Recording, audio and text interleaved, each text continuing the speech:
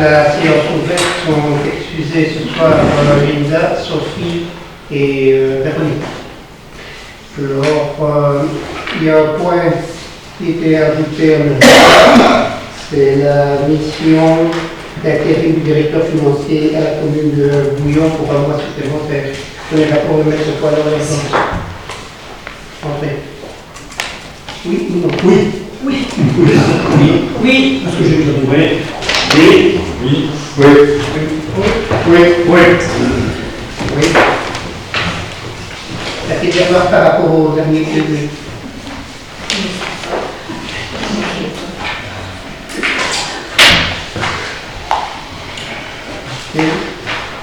Le premier point à l'ordre du jour, c'est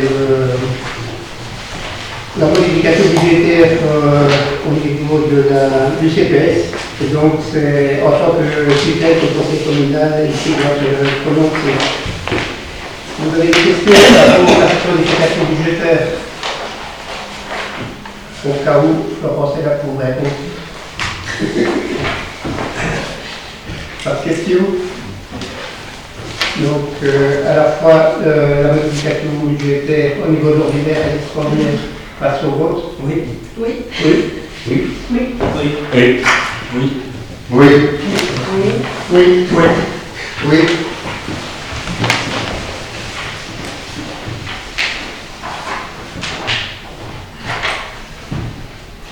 Toujours comme exercice tutelle communale, donc c'est pour l'adhésion à l'intercommunale de la mutualisation en matière d'informatique et organisationnelle de MIO, où le centre, le CPS adhère.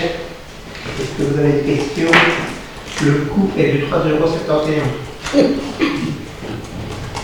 Pas de questions? Passons au vote. Oui. Oui. Oui. Oui. Oui. Oui. Oui. Oui. Oui. Oui. Oui. Oui.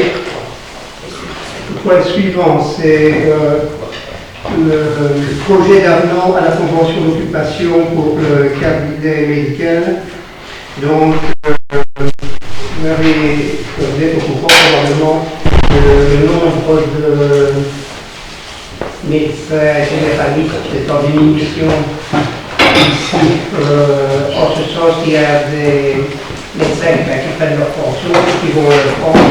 Et donc, pour que ce soit au moins efficace et que ceux qui sont en place ne payent pas d'ordre par rapport à la population de personnes, il serait opportun qu'il y ait des personnes qui puissent nous rejoindre le centre médical.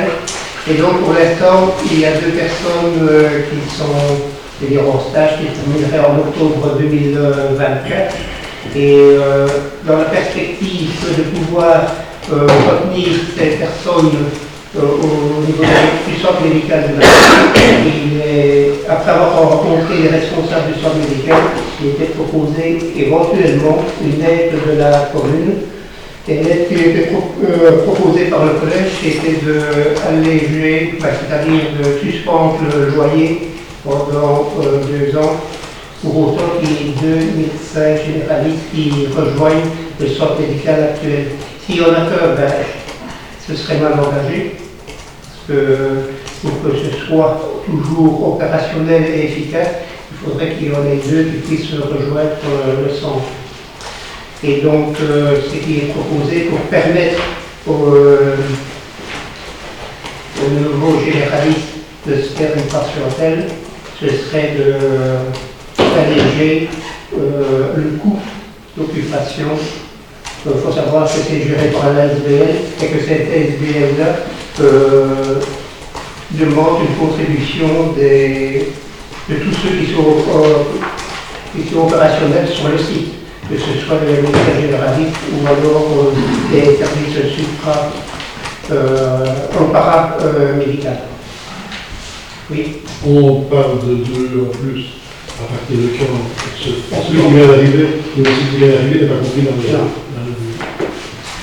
quand on les avait rencontrés, celui qui vient d'arriver, le temps n'était pas encore programmé. Ah oui, donc c'est donc. L'idéal, c'est quand même d'avoir, pour l'instant, il y en a pour 2 en place, le généraliste, plus ce mi-temps-là. qui vient d'arriver. Il faudrait qu'il y ait au moins 2 en plus. 2 en plus. Il y a des questions? Oui, moi, par rapport à ça. Ici, on doit aussi marquer le coup, c'est qu'il y a plus que 2,5 généralistes. On sait bien que c'est un enjeu essentiel pour notre commune, on manque de médecins pour l'instant. Et je crois aussi qu'on doit soutenir ces 2,5 généralistes actuellement et ne pas attendre qu'il y ait des nouveaux qui arrivent. Je crois que leur soutien, c'est également pour la population, qu'on offre ce service-là à la population, que la population puisse trouver un médecin. Actuellement, il y a des gens qui téléphonent, et voilà, le médecin dit, je ne sais plus prendre de patients, c'est impossible. Et donc, voilà, on doit vraiment mettre tout en place pour non seulement attirer les médecins, mais aussi conserver ceux qui sont là actuellement. Et c'est pour ça que nous, par rapport à ça, on souhaiterait déposer un amendement sur la convention, et donc notamment à l'article 4. Et donc on souhaiterait supprimer la présente convention conclue moyennant le paiement d'une indemnité d'occupation de forfait de 700 € par mois en charge. Ce loyer sera adapté à l'indice des prix à la consommation, à 10 centimes par année de location à l'anniversaire de l'entrée en vigueur du bail, selon la formule, Et puis alors la phrase aussi, l'indice des repas et l'indice du mois précédant la date de la conclusion du bail. Et la phrase, le nouvel indice, l'indice du mois qui précède l'anniversaire de l'entrée en vigueur. Et remplacer ce texte-là par la présente convention et consenti à accepter moyennant un loyer annuel symbolique de 1 € non indexable à payer chaque année à la commune à partir de 2024. Alors, ce genre de proposition, on va pas. Je vais présenter l'amendement au vote comme il se voit, mais on rencontrera d'abord les responsables du centre médical pour voir si c'est une nécessité. Il faut savoir que nous autres, nous les avons rencontrés, cette proposition-là n'avait pas été formulée et on ne va pas aller au-delà de ce que les personnes ont demandé. Donc, si c'est une nécessité pour eux, on viendra vers vous en fonction de cette proposition-là. Maintenant, comme il se voit, comme l'amendement est déposé au niveau du Conseil, on va mettre d'abord l'amendement au vote. Conseil? Oui. Alors, après, on peut décider. Non. Oui. Oui. Oui. Oui. Oui. Non. Non. Non. Non. Non. Et alors, la proposition telle qu'elle avait été présentée par le collège? Oui. Oui. Oui. Abstention. Abstention. Abstention. Abstention. Oui. Oui. Oui. Oui. Oui. Oui. Oui. Donc, on reviendra. La proposition que vous proposez, on la soumettra au responsable du centre médical pour voir si c'est réellement une nécessité dans l'état actuel des choses.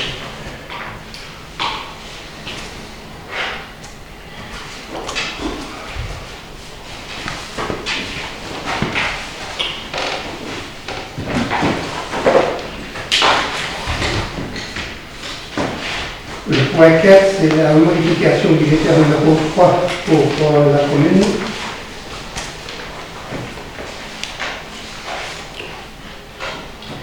Donc, vous avez vu la note du directeur financier, principalement l'indexation qui avait été programmée pour 2023 n'a pas les effets heureusement escomptés comme ça avait été programmé lors de l'élaboration du budget. Donc, la principale adaptation qui intervient maintenant, c'est par rapport à la réduction des frais pour le traitement. Mais également, il y a un corollaire par rapport à ça, c'est que le fonds des communes, lui aussi, était établi en fonction d'une indexation qui était programmée, qui ne se réalise pas, qui ne se concrétise pas à l'heure actuelle, si bien que les recettes au niveau de la commune diminuent de 229 000 € par rapport au fonds des communes. Et donc, globalement, les recettes, et quand ont été adaptées, et on se retrouve avec un boni de 140 €, sachant que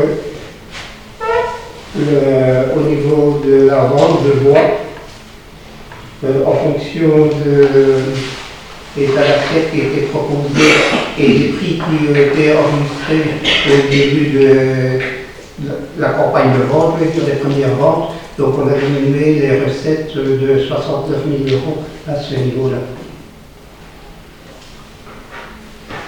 Si vous avez des questions par rapport à cette modification budgétaire, sachant, si vous permettez, je vais aborder également l'extraordinaire. Donc l'extraordinaire, principalement, il y avait deux choses, c'était les deux acquisitions.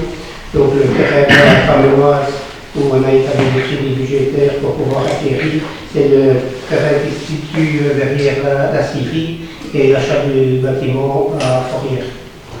Ça c'était pour ce qui était l'extraordinaire. Oui.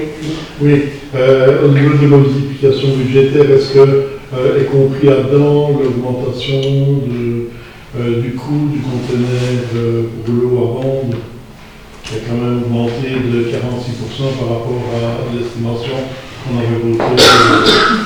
J'ai été émis, je crois, parce que la modification budgétaire précédente.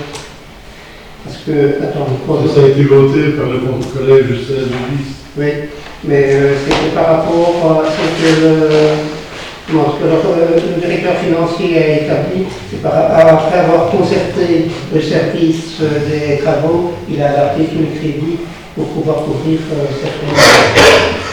C'est quand même une augmentation assez considérable par rapport à ce qui a été estimé. Et comme je vois, au départ, c'était même beaucoup plus. Nous aurions souhaité faire une demande un peu spécifique pour la modification budgétaire. Au niveau de l'ordinaire? Pardon? Au niveau de l'ordinaire? Oui. Donc, en fait, le 28 avril dernier, au unité en Belge, il y a eu l'apparition d'un arrêté royal du 23 avril 2023 qui permet l'octroi dans le secteur privé d'une prime de pouvoir d'achat pour les entreprises ayant obtenu de bons résultats dans la crise énergétique. Cet arrêté royal est applicable au secteur public en général et en ce compris aux pouvoirs locaux. Et donc, depuis le début de l'année 2022, le nombre de produits de biens de consommation ont fortement augmenté et l'état des nappes de cette augmentation n'est pas compensée par l'indexation salariale accordée aux travailleurs. Aussi, si la décision prise par le pouvoir fédéral d'octroyer une prime de pouvoir d'achat sous forme de chèque consommation était accepté par le conseil communal, celui-ci disposerait d'une forme de compensation financière dans un contexte particulièrement exceptionnel dû à la guerre en Ukraine et à l'impact de cette guerre sur les prix d'énergie, qui sont en partie la cause de la hausse de ces derniers temps. Donc, ce serait également une reconnaissance pour le personnel pour le travail accompli. Donc, la proposition, ce serait d'obtenir un montant unique de 100 € à l'ensemble du personnel en activité, qu'il soit statutaire ou contractuel, tout en tenant compte des présences tout au long de l'année 2023, à l'exception par exemple des maladies graves, etc. Et à noter qu'une cotisation spéciale est due sur ce montant-là, donc 16,5% pour l'employeur. Et la demande un peu spécifique, c'est parce que ces chèques-là doivent être octroyés avant le 31 décembre 2023. Et donc, c'est pour ça qu'on demande l'inscription dans la modification budgétaire. Ça compte avoir 2 mois pour pouvoir rencontrer avant l'accord des syndicats et de demander les chèques Le budgétairement, ça fait quel impact? Si on part sur une base de 120 membres du personnel à 100 €, donc on sera à 12 000 plus les 16,5, ça fait un peu moins de 14 000. Mais à ça, il faut revoir, mais là, l'administration doit faire le calcul pour pouvoir passer, puisque quelqu'un qui a 50%, on obtiendrait que 50%. Donc on serait bien en dessous de 14 000 €. En employant un chèque de 100 €.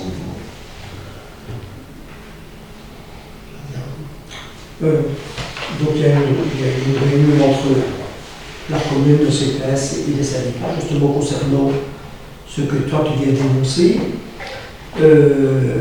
Tu sais qu'il y a peu, les syndicats avaient demandé que l'on puisse éventuellement augmenter le chèque repas. Et donc on a répondu, le conseil communal a répondu favorablement à cette demande. Et il a été dit lors de cette réunion avec le syndicat que quelque part, à ce moment, on n'est pas là, qu'à ce moment, concernant ce que toi tu parles, ça concerne surtout les entreprises privées. Lorsque certaines entreprises atteignent vraiment des chiffres extraordinaires, des chiffres d'affaires extraordinaires.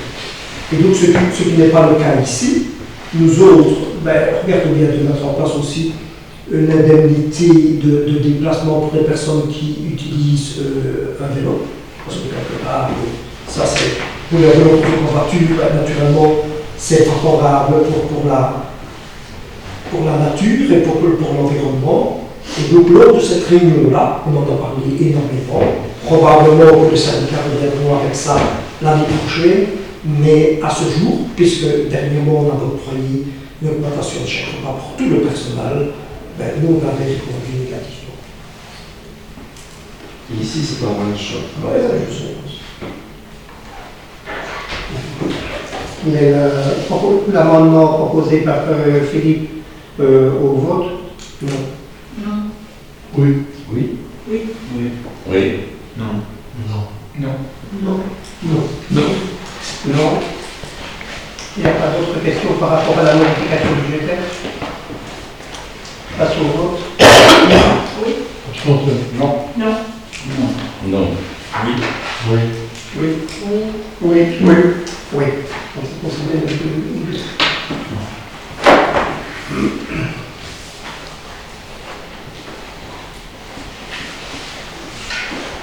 Le film 10.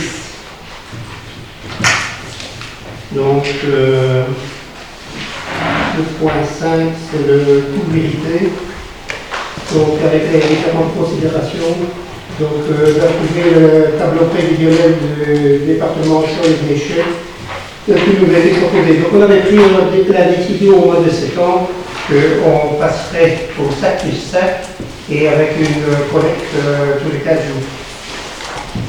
Donc, sur base de cette proposition-là, l'idée sur comment lancer un marché déjà pour la collecte en fonction du choix des différentes communes.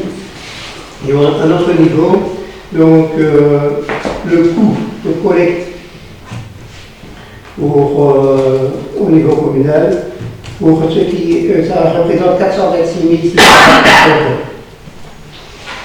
Donc là-dedans, tout ce qui est récolté au niveau du recyclage qui est récolté, c'est 194 756. Le porte-à-porte, c'est 187 000. Et les autres services, tels que publicité et gestion administrative, c'est 44 000. Donc au global, on arrive à 426 000 euros. Les propositions qui ont été faites, qui sont faites, pardon, c'est par rapport au fait en fonction de la composition des ménages. C'est vrai que par rapport à ce qu'on connaissait précédemment, on a un allègement, le charge, qui était quand même, je ne sais plus combien, diminution par rapport à 32%. Oui. Et donc ce qui était proposé ici, c'était le forfait plus naturellement la vente des sacs. Dans le forfait, il y aura des sacs qui sont mis à disposition. Il y a des trucs, déjà on connaît déjà les sacs bleus, il y aura encore deux autres types de sacs, pour tout ce qui est bio et pour l'autre ce qui ne va pas dans ces deux sacs-là, qui sont bleus et bio. Et donc, en fonction de la composition de ménage, pour les ménages d'une personne et 2 personnes, ce sera un rouleau de 10 sacs par ménage. Pour les ménages de 3 personnes et plus, ce sera 2 rouleaux qui seront distribués. Et alors, par rapport au second résident, ben, il n'y aura pas de sacs distribués puisque les autres sacs pourront être achetés dans les commerces. Donc, une particularité aussi, c'est que nous avons des personnes qui, pour des raisons médicales, doivent avoir des couches, ou alors pour les enfants, précédemment ça existait déjà, pour autant qu'on ait une attestation médicale qui soit rentrée par le médecin ou par pour les familles ou les ménages avec des jeunes enfants de moins de 2 ans, mais si mes souvenirs sont bons, ben, on avait une réduction. Tout ça était adapté pour que ce soit répercuté au niveau de l'achat des sacs ou des mises à disposition du sac. C'est 7.7, C'est dans, Ouais, ça peut. c'est dans le coup ici, dedans, dans le tableau. Si tu prends la... Attends, je vais te donner le numéro de la page numéro 2. Donc pour les isolés, c'est 100 000 € qui seraient au forfait. Les isolés ménages de les ménages de 2 personnes, ce serait 140. Pour ménages de 3 et plus, 170. Pour les seconds résidents, 160. Pour une particularité pour les habitations qui sont en rénovation. Et donc pour les emplacements de camping et tout ça. Donc ici vous avez le nombre de situations qui sont préconisées et on se retrouve ainsi avec un taux qui apparaît à la 5e page de 100%. Donc pour vérité, ce qu'on va essayer d'arriver, c'est être entre 95% et 105%. Ici, avec la simulation qu'on a établie, on arrive à 100%. C'est pas évident, parce que c'est la première fois qu'on va passer au sac du sac, et donc on ne connaît pas encore comment les citoyens vont réagir par rapport à ça. Parce qu'il y a beaucoup de personnes qui vont mieux trier, aller plus souvent au recyclage, ou alors est-ce que les personnes, vu le prix du sac, vont dire on va plus au parc et on ramasse quoi. Donc, on tape dans le sac, c'est le porte-à-porte qui... Donc, je ne vais pas dire qu'on marche sur les deux, mais bon, par rapport à ce qui est préconisé ici,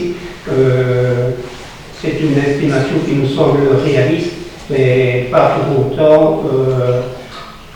Fin d'année, début de l'année prochaine, on s'en rend compte si l'élaboration de ces perspectives-là, ce plan-là, tient la route ou pas. Oui. Ah, non. Mais disons, moi, ça me dérange. L'estimation me dérange déjà très fortement. Quand je vois qu'il y a 62% d'augmentation pour le prélèvement par rapport à l'année passée. L'année passée, on était avec 90 000 € pour un prélèvement par semaine. Et cette année-ci, pour un prélèvement tous les 15 jours, on passe à 74 000. Je me demande où vient l'augmentation de 61%. Au niveau des diminutions, Je vais un peu parce que je ne suis pas.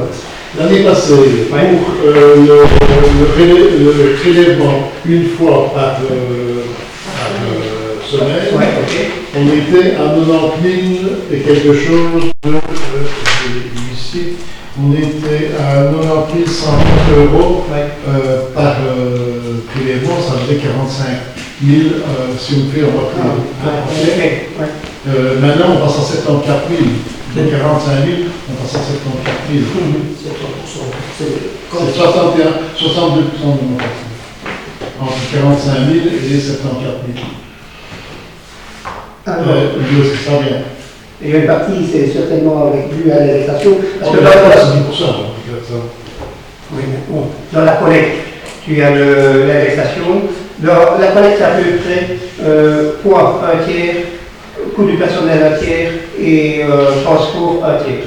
Oui. C'est à peu près ça. Donc tu as déjà une augmentation au niveau des ressources humaines, je veux dire, pour tout ce qui est le personnel qui est mis en place pour la collecte. Pourquoi est-ce qu'il y a une augmentation là? Puisque le personnel reste le même. Celui qui ramasse, il fait une fois tous les 15 jours, il le fait une fois par semaine, mais le personnel reste le même. C'est voir parce qu'on fait un prélèvement par 15 jours qu'il y a plus de personnel qui ramasse. L'indexation, L'indexation, d'accord, c'est 10%. Et puis alors, tu as le coût du charroi aussi, qui est en augmentation. C'est vrai que proportionnellement, il est moindre que par rapport à ce qu'on a connu précédemment, mais le coût du fuel et tout ça pour le transport, plus les camions, les amortissements de véhicules et tout ça, parce que ceci c'est un nouveau marché aussi. Il faut savoir que précédemment, le marché qui est en cours se termine ici, 31 décembre. Donc il y a un nouvel appel de marché qui a été fait. Et pour répondre à cet appel de marché-là, ce qu'il est le environnement a fait, c'est qu'il a regardé par rapport aux besoins de chaque. Et donc il est probable que le marché qui était attribué, ça faut demander à André, parce qu'il fait partie du conseil d'administration, a été plus élevé que ce qu'on connaissait jusqu'à présent. Mais il y a eu un recours. Normalement, c'était l'ancien producteur qui reprenait le marché, mais il y a eu un recours au Conseil d'État. Hein. Et donc, il y a une augmentation des coûts. C'est vrai que 62%, je vais bien mettre à 15%, mais 62% d'augmentation, on trompe le citoyen, désolé, mais c'est comme les quantités estimées, on trompe le citoyen aussi, il y a quand même beaucoup moins de monde qui mettent dans la collecte sélective des matériaux secs, il y a quand même beaucoup moins de monde qui met, puisqu'il y a les PMC maintenant, on n'en tient pas compte. On est à 379 tonnes l'année passée, on est à 359 tonnes cette année-ci, ça fait même pas 10%. C'est beaucoup plus considérable la diminution. Et maintenant, ma question aussi était, quand je vois ces comptes qui sont tout à fait faux, comment est-ce qu'on prévoit en fin d'année éventuellement de faire une rectification avec les consonances? Parce que ceci, je suppose, c'est un budget, donc il devrait y avoir un recalcul en fin de cycle en fonction de ce qu'on a réellement consommé, me semble-t-il. Ça serait logique que si le citoyen est économe et si le citoyen parvient à faire des économies au niveau des déchets, il en bénéficie en fin de cycle, hein, puisque ceci est un budget. Oui, mais ici, c'est comme on vient de dire, c'est tout nouveau ça. Oui, mais ça n'a rien à voir. Donc, c'est pas plus nouveau qu'on va surtaxer les gens. Je n'ai pas dit surtaxer les gens. C'est ce qu'on fait. C'est ce qu'on fait. Ici, simplement, il y a une collecte qui est prévue tous les 15 jours, mais il y aura, malgré tout, le camion va repasser toutes les semaines, puisque, on vient de l'expliquer tout à l'heure, il y aura certaines personnes, certaines entreprises, certaines associations qui vont remettre des déchets, donc toutes les semaines. Si, pas ceux. Et non. Et ceux-là, de toute façon, ils sont comptabilisés dedans, hein, donc. Mais tu ne sais pas prévoir aujourd'hui parce qu'on ne sait même pas qui va solliciter un passage. Mais on est d'accord. Mais c'est un budget qu'on a vu. Mais c'est un budget. Oui, mais ça veut dire que tu vas le rectifier à la fin de l'année en fonction de ce qu'on a réellement consommé. C'est pas une décision. Mais moi, je pense que c'est une décision qui devrait être prise. Parce qu'ici, on demande simplement aux citoyens de payer, et si jamais on fait des économies là-dessus, ce qui à mon avis sera le cas, parce que quand je vois les chiffres aberrants qui sont mis, on aura une rectification à faire. Est-ce que le citoyen bénéficiera de cette réduction? Et ici, le budget qui nous est proposé, tous les chiffres ne sont pas valables. On répercute la information auprès de son environnement, puisque tu estimes que le travail qui a été fait à ce niveau-là n'est pas fait. C'est pas une décision, c'est pas ces chiffres-là qui sont proposés, ce ne sont pas des chiffres qui ont été inventés par la personne, ce sont des chiffres qui sont proposés par l'intercommunal. Donc tu dis qu'ils ne sont pas corrects. On remontera l'information comme quoi tu as indiqué que ces chiffres n'étaient pas corrects. Oui. Ça. Mais par contre, moi personnellement, ça ne me gêne pas de leur dire que la conseiller, la nationalité n'était pas, que les chiffres étaient surfaits. Moi, je vais encore plus loin. Il y a un conseil d'administration, je crois, dans 15 jours. Tu me donnes tous tes chiffres et je mettrai le plan du jour. oui, mais ça n'est pas de souci. Quoi qu'il en soit, nous autres, sur base des chiffres qui nous sont proposés, Mais par contre, on va arriver au coût vérité. Donc entre 95% et 65%. Donc pour 110%. Donc ce qui ici est proposé, avec les simulations qui ont été faites là en interne, avec la clé de répartition qui a été établie par le environnement, on arrive à une estimation de 100%. Et je ne sais pas te dire si on sera à 95 ou si on sera à 110. Oui, non, mais d'accord. Moi, c'est ma question aussi, et je la répète. Est-ce que si on est à 110, on va, ou 120 ou 130, est-ce qu'on va ristourner aux citoyens le trop perçu? On sera au coût vérité. Chaque fois, c'est sur l'année suivante qu'on le répercute. Donc, je n'ai pas vu ici qu'on mais c'est quand ici, on passe sur le budget. Donc, ils vont refaire leurs résultats en fin d'année. Ils vont nous reproposer fin 2024 une proposition en fonction du coût de ce que ça nous a coûté 2024, pardon. Et donc là, à ce moment-là, ils nous diront, ben, on devra toujours tendre vers la fourchette 95, 110. Donc si on est trop haut par rapport à ce qu'on a eu, on fera une révision à ce moment-là, et pas maintenant. C'est comme, je vois ici qu'on a, on prévoit, c'est anecdotique, mais on prévoit quand même 4 tonnes d'encombrants repris. Combien est-ce que, donc il y a 2 collectes par année d'encombrants. Il faut s'inscrire à la commune pour qu'on vienne.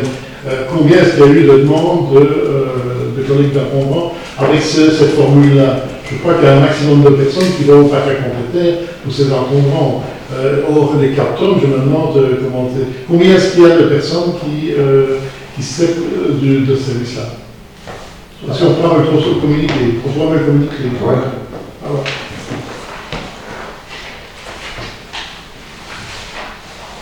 Oui, C'est un peu mishmash, maintenant c'est un peu mélangé entre 6 et 7. Hein. Mais on a discuté ici que les poubelles qui étaient chez les gens, ils pourraient donc les garder. On a dit, c'est pas suivant. C'est un point suivant qu'on en parle, quoi. Est-ce qu'on a pu avoir des sacs gratuits, c'est un peu mishmash. Ben ça, c'était par rapport au se faire le coût vérité. Oui. Est-ce qu'on a validé le coût vérité comme il est établi maintenant, comme il est proposé là? Et puis alors, on reviendra éventuellement dans C'est sur les suivants, je parlais des poubelles, pas de problème. Oui, pas. Non, simplement le dommage, l'année dernière, on a demandé 100%, cette année ici, on a 100%, le minimum. Ok. Je peux passer au vote? Une question? Oui. Oui. Non? Oui. Oui. Oui. Oui. Oui. Oui. Oui. Oui. Oui. Oui.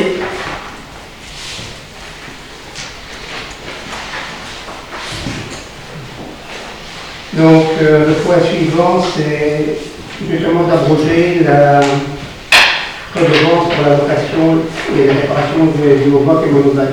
Donc, avec la décision qui a été prise ici au mois de septembre, c'est du haut-bloc, nous devrons plus être mis à disposition à partir de janvier. Et donc, l'idée, c'est que les puces qui sont sur les bio-blocs soient récupérées.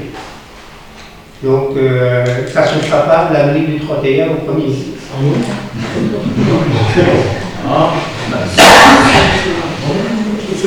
C'était le conseil communaux qui dit. Et donc, l'idée là, c'était qu'on ne les récupérait pas. Quoi. Donc, celui qui voulait les garder, ben, il pouvait les garder. Et celui qui ne veut pas le garder? Ah ben, on n'en va pas pour le récupérer, on aille le rechercher. Et est-ce qu'on peut acter ça officiellement, parce qu'on en a parlé, on en parle, et est-ce qu'on ne peut pas acter ça officiellement que les gens peuvent le garder pour éviter toute contestation ultérieure? Ouais, ok. Normalement, ça devait être intégré dans la décision du mois de septembre. Et que les gens, les donner la procédure pour les Et gens la qui peuvent procédure pas. pour les reporter dans le cadre échéant. Il y aura tout vote par rapport à tout ça. Oui. Ça va, donc, pour préciser le point suivant aussi, c'est pour la distribution des sacs. Puisque les gens vont avoir leurs sacs ici, encore au mois de décembre, pour pouvoir les mettre à route à partir du mois de janvier. Et donc là, il y a toute des séances qui vont être tenues par village pour que les personnes des différents villages puissent venir chercher leurs sacs, ce à quoi ils ont droit en fonction de la compétition du ménage.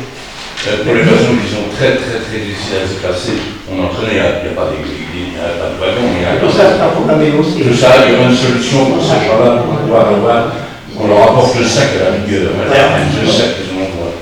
C'est important ça. Pourquoi avoir fait une discrimination entre les organiques et les matériaux secs? 60 litres pour un matériau sec et 20 litres pour Ça prend plus de temps. de quoi? 20 litres, c'est pas du tout. Hein. Tu mets du coup, C'est pourquoi? Ben oui. 20 litres de compétition plus belle, plus 60 litres. Parce que tu vas mettre les autres, c'est plus volumineux. Les gens qui savent pas trop Tu vas pas mettre. C'est des bien sûr que les arbres, c'est toujours plus au parc. ou avoir un compost au fond du jardin, ou un peu caché dans Celui qui n'a pas de tout le monde doit avoir un compost. Mais maintenant, ce que je vous dis comme évident, c'est que pour les personnes qui ne souhaitent pas conserver leur biomasse, le recyclage de ce biomasse, la collecte et le recyclage coûtent extrêmement cher. Donc je pense que et les coûts sont mutualisés. L'ensemble des citoyens qui vont payer. Donc je pense que on espère, en tout cas de tout cœur, qu'il y aura très peu de personnes qui vont demander à ce qu'on reprenne leur biomasse. Parce que je vous dis que le traitement, au départ, il y avait une société qui avait des reprendre ils se sont désistés, donc il faut vraiment les recycler, ça va coûter un bon. Et je dis bien, ces frais-là sont mutualisés, ils ne sont pas payés par la personne qui va solliciter qu'on prenne son biomasse. Je suppose que c'est pas une surprise, c'est que vous le saviez. Pardon? Je suppose que c'est pas une surprise, c'est que vous le saviez et que vous avez intégré tout ça. Donc. Et nous ici, notre choix ici, on a eu énormément de réunions et avec des personnes d'Idelux.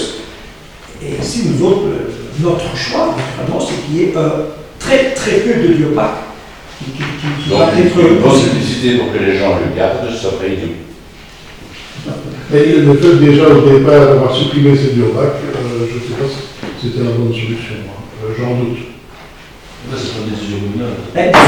C'est aussi, toi qui recycles beaucoup, tu as fait plus et compagnie, je pense que une collecte, parce que le lundi, je ne sais pas si tu m'as encore, je suis resté un mois sur la lettre. Un an. Toi.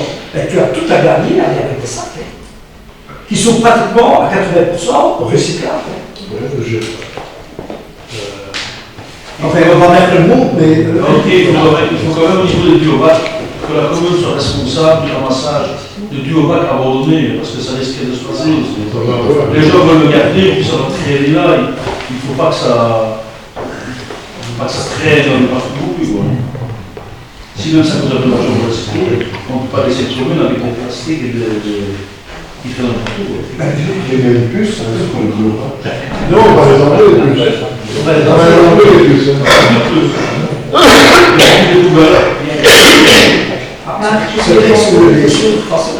Il va y avoir une DCA d'information pour les sacs. Mais est-ce qu'il est envisagé aussi d'avoir des points de distribution dans les différents villages? Vous allez faire comment ça? C'est ce qui est marqué dans le projet de libération. Demander ça. Pourquoi? Parce que ça se fait au mois de décembre et que c'est applicable à partir du mois de janvier sur le règlement aussi. Donc on l'avait mis au départ. Donc on a déjà soumis le règlement à la tutelle, à Soissons. On l'a déjà soumis à la tutelle et donc ils nous ont fait retirer le paragraphe en question parce qu'on a indiqué qu'il y aurait des séances. Et comme c'est en 2023 qu'on doit le faire pour que les gens soient en mesure d'être prêts pour 2024, et que ce règlement est applicable qu'à partir de 2024, c'est pour ça qu'on n'a pas fait. On a dû le faire.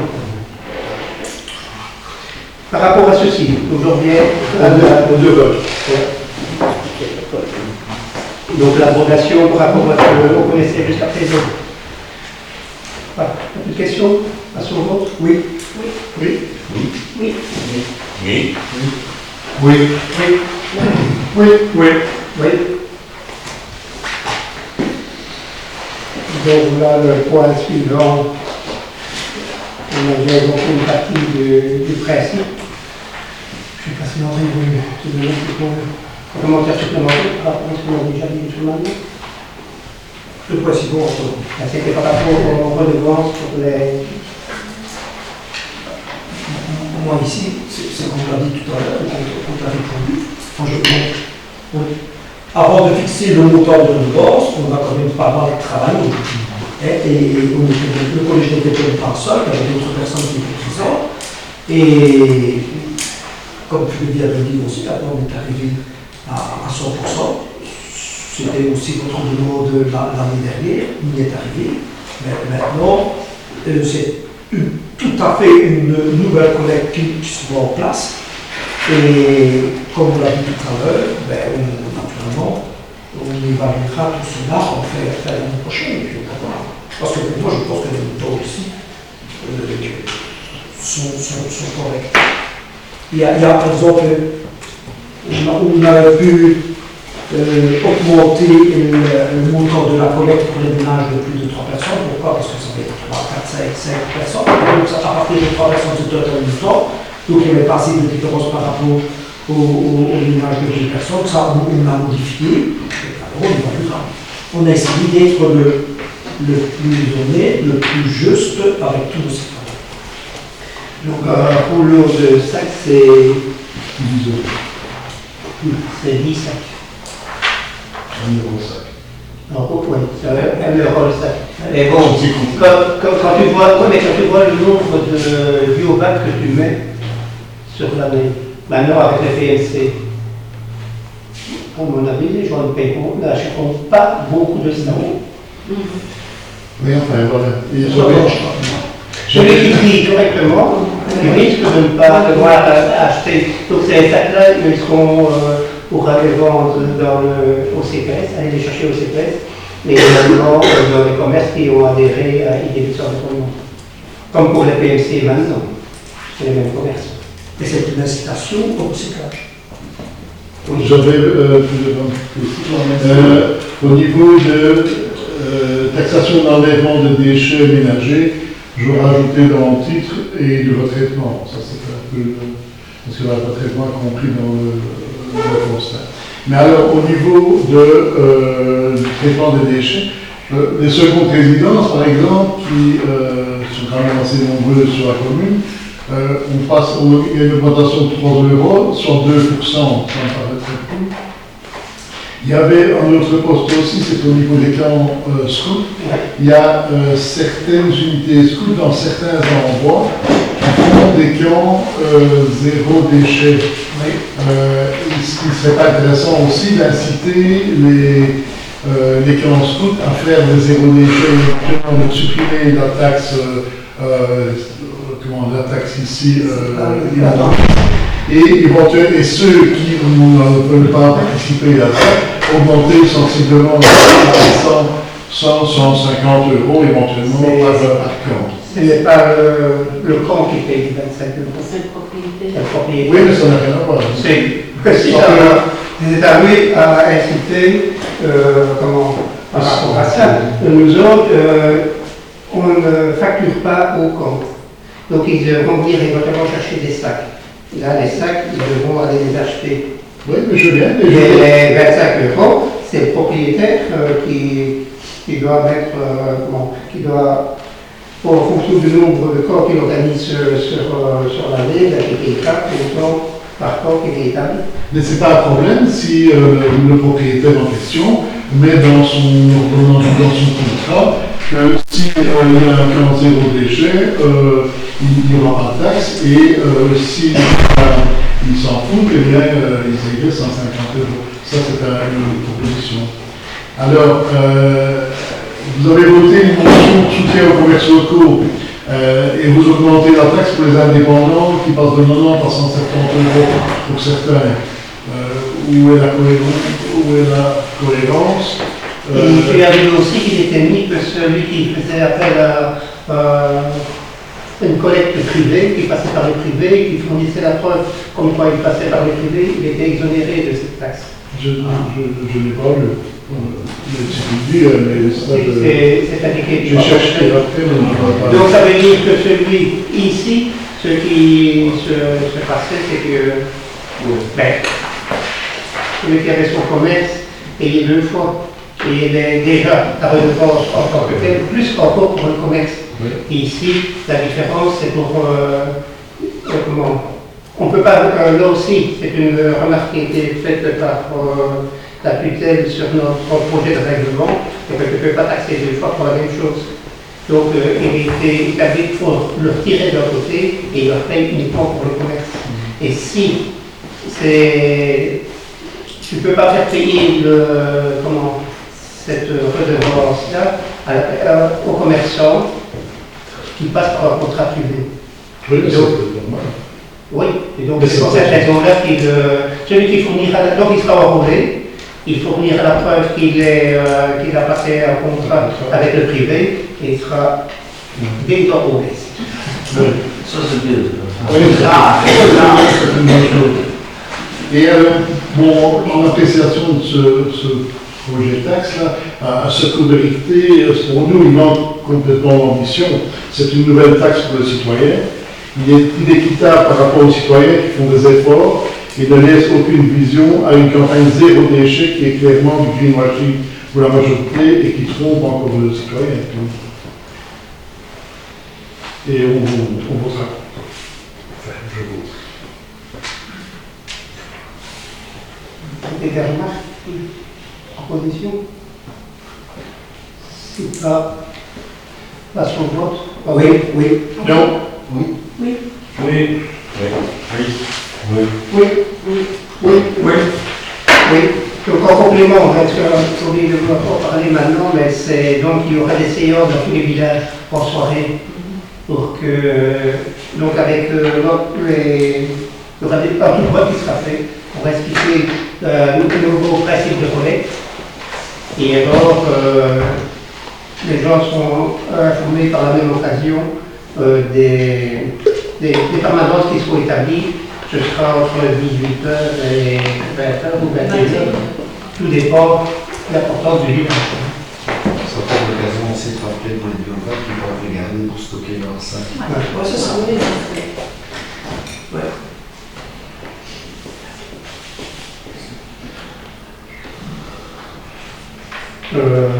Par rapport à cette boîte-là, ce qu'on va faire, c'est la presse à rédiger à l'ensemble des conseillers.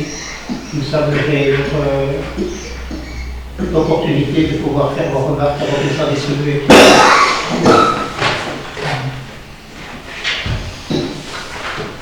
Point suivant. Vente de beaux marchands du 14 novembre 2023, ratification. Donc les conditions pour la vente des voix, elles sont définies par le DNF, il n'y a rien de bien particulier par rapport à ça. Les autres fois, ça passait simplement au niveau du collège et notre directeur financier nous a fait remarquer que c'était la compétence du conseil. Donc quand c'était passé au niveau du collège déjà, on le présente au niveau du conseil, simplement pour ratification. Et il n'y a rien de sorcier là derrière, c'est simplement les conditions qui ont été énoncées et qui sont, à mon avis, semblables sur toutes les communes qui procèdent à des ventes de voix. Sauf que certaines communes, comme le préconise le ministre de l'économie, réservent 25% de flux en vente de gré à gré, réservé aux séries locales. Est-ce que vous comptez appliquer cette clause qui, dans le cadre de favoriser le commerce local comme ça? Ça a déjà été examiné les années précédentes, ça a toujours été là négatif, et on ne va pas changer notre point de vue par rapport à ça. Et pourquoi vous ne pas soutenir le commerce local? C'est vraiment restreint. Quand tu fais est-ce que tu as vu des reportages de ce qui se passait quand on réserve une partie en France? Il y a eu quelques reportages en France en centaine d'heures. Il y a eu des reportages également sur RTV. Qu'est-ce qui se passe? D'accord, on va voir quel était ce commerce-là, mais pas quand même en Chine. C'est pas forcément. Tu vas pas pousser tes gens. Donc, la plupart, ce que tu donnes, c'est peut-être l'opportunité à certains commerçants locaux de faire une plus-value sur la vente qu'ils font sur la Chine, puisqu'ils ont eu un meilleur compte. Et donc, c'est une manière peut-être de les soutenir. Mais faire croire que c'est du traitement purement local, c'est une illusion d'esprit. C'est un procès d'intention. Tu l'entends. Passe au vote. Oui. Oui. Oui. Oui. Oui. Oui. Oui. Oui. Sur le cahier des charges pour la rénovation de la toiture et l'installation photovoltaïque sur la toiture du bâtiment du CPS. Si vous avez des questions. Oui. Plutôt oui. Je vais demander à l'archiviste. On n'a pas vu, en tout cas dans le cahier des charges, que lors du démontage, on faisait attention au nid d'hydrogène. Pourquoi? Oui. Il y en a des.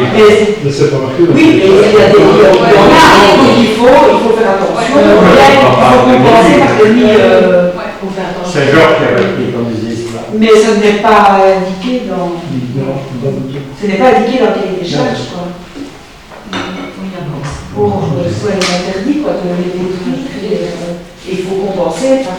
Mais si vous démontez la sous-voiture, vous dites qu'on doit être abîmé. Mais on peut compenser par un lien officiel. Ah, remplacer. Oui, il faut Parce qu'ils compenser. sont détruits, de toute façon. Ah oui. Tu ne saurais pas conserver ça si c'est dit autre chose. Tu dois la remplacer. Mais ils sont sur le Ah oui, ceux qui ils sont sur le bois, là. Ils sont dessus.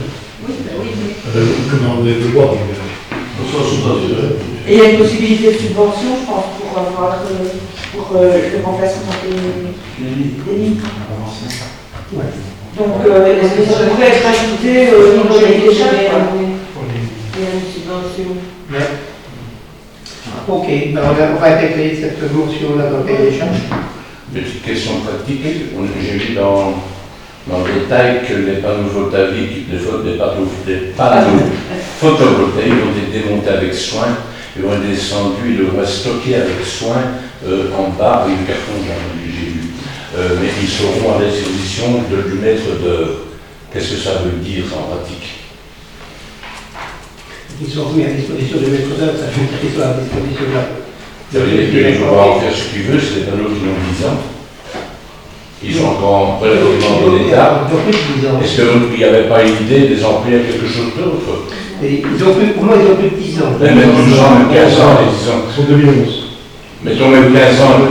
Moi j'ai des panneaux qui ont pris ça, qui datent de cette époque-là, qui fonctionnent encore à 87% exactement. Ouais. Donc si vous avez acheté la bonne qualité au départ, je ne crois pas que ça devrait être fort différent.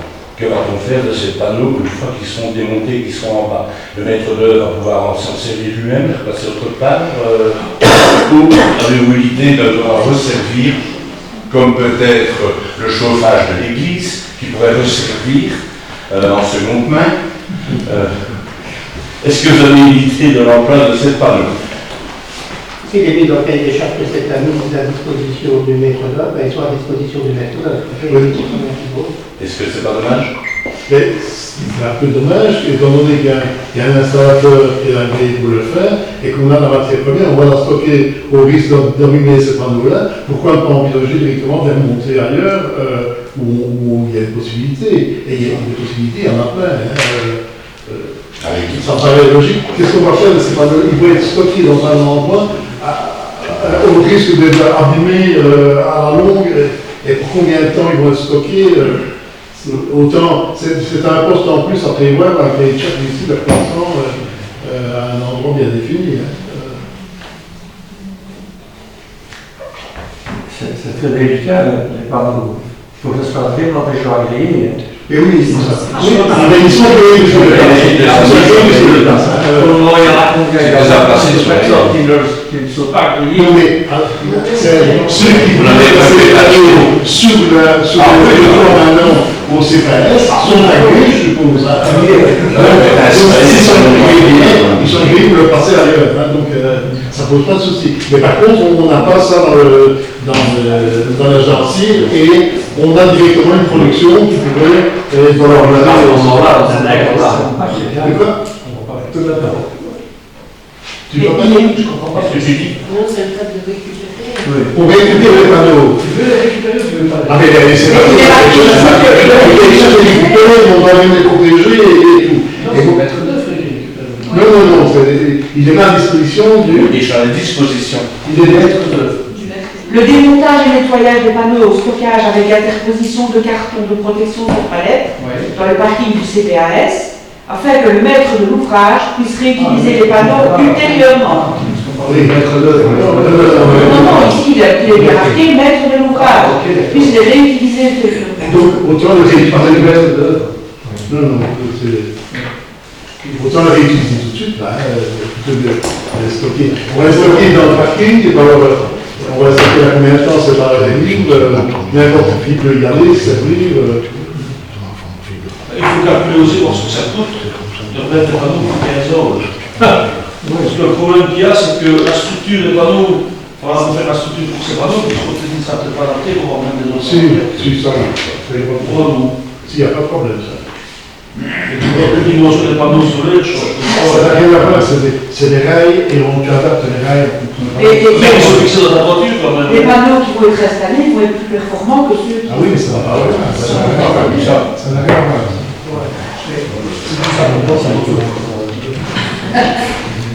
Alors, moi je vais sur un point, il y a un point assez interpellant dans ce dossier, c'est l'inspection au CV qui a eu lieu le 15 du 5 et qui constate qu'il n'y a rien qui est en ordre au niveau électrique depuis le 15 du 5 et qui marque même que le bâtiment n'est pratiquement plus utilisable et on continue quand même à mettre du personnel dans des conditions assez dangereuses.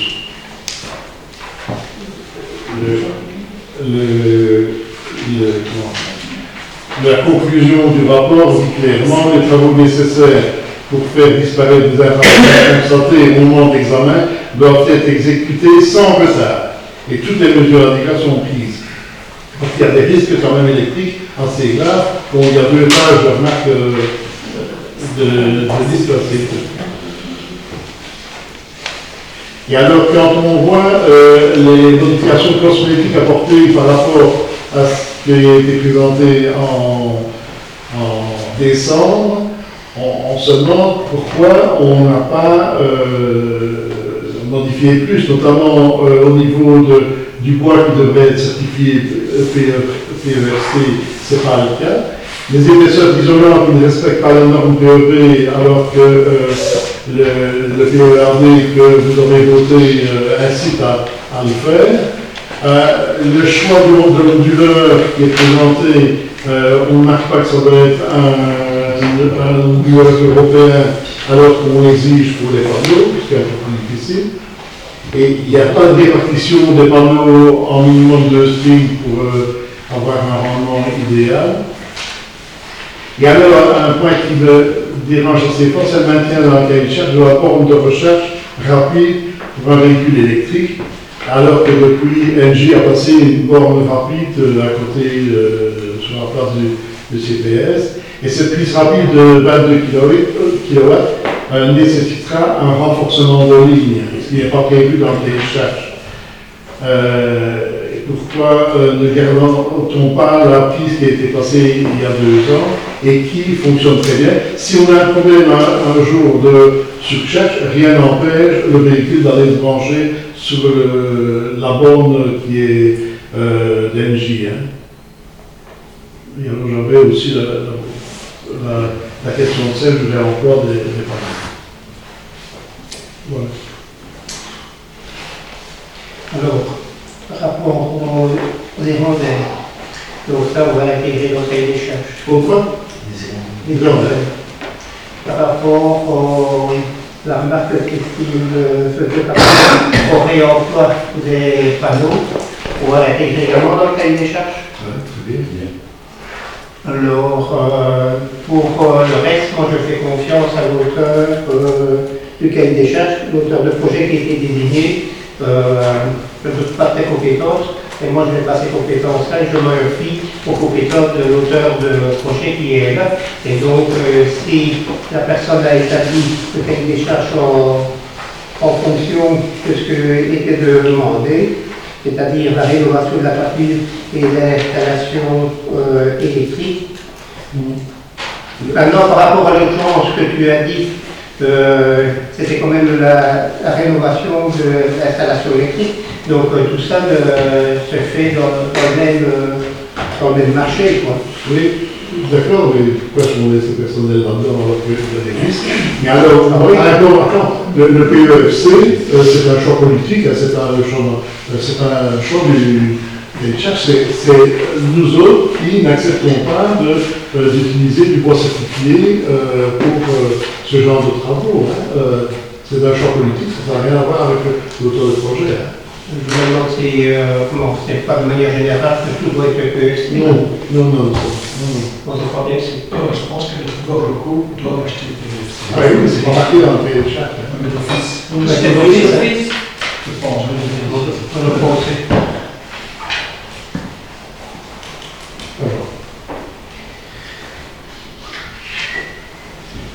Et alors par rapport à la porte, par rapport à la borne de recharger rapide. Ah non, elle est prévue d'enlever. Celle qui est actuelle, elle on enlève. Là, c'est le poste que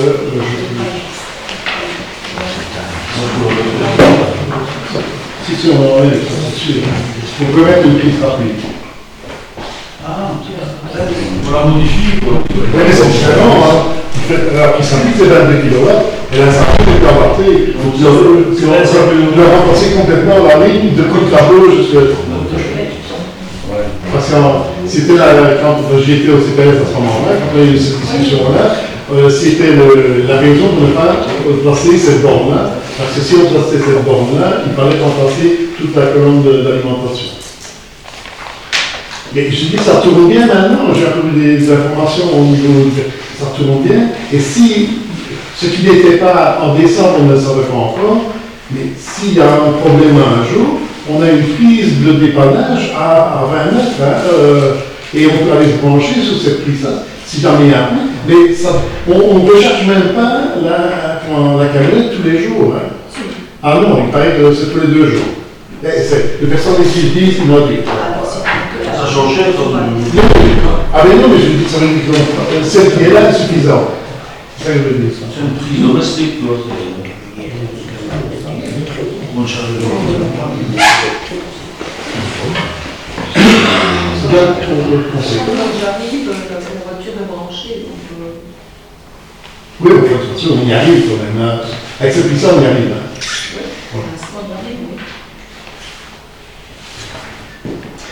Oui, mais la prise rapide, c'est quand même une prise qui doit être publique, c'est bon? Non. Ah, c'est pas mettre la carte? Si, tu dois avoir ta carte pour le mettre. Ah oui, mais c'est une mettre la carte, ça peut servir à tout le monde. Mais il y a rien juste à côté. Pourquoi est-ce que c'est la commune qui doit dépenser pour une qui est juste à côté, il y a 20 mètres même. Et qui est rapide?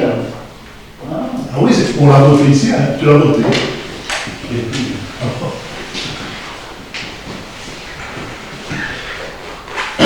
C'est décision d'un périmètre. Normalement, ça ne se calcule pas.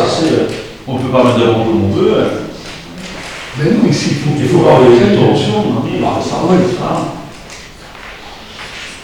Le projet de renforcement n'est pas prévu dans le cahier de charge ici. Hein. Donc, ça va être un avenant.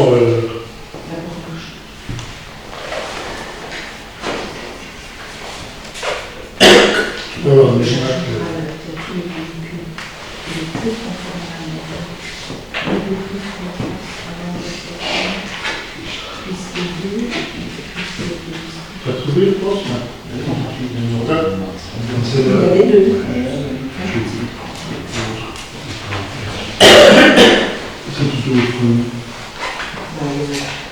prise des loyers. Il y a les deux en fait. Où? Ici? Ah non, non, Mais il y a marqué une prise T2 avec avec le 22 kg. et puis une prise TF domestique, il y a les deux. On Ben, elles sont inscrites. pas qu'on retire celle qui est installée. Il y a un poste pour retirer le. Il y a un poste pour retirer le. Quelle page ça?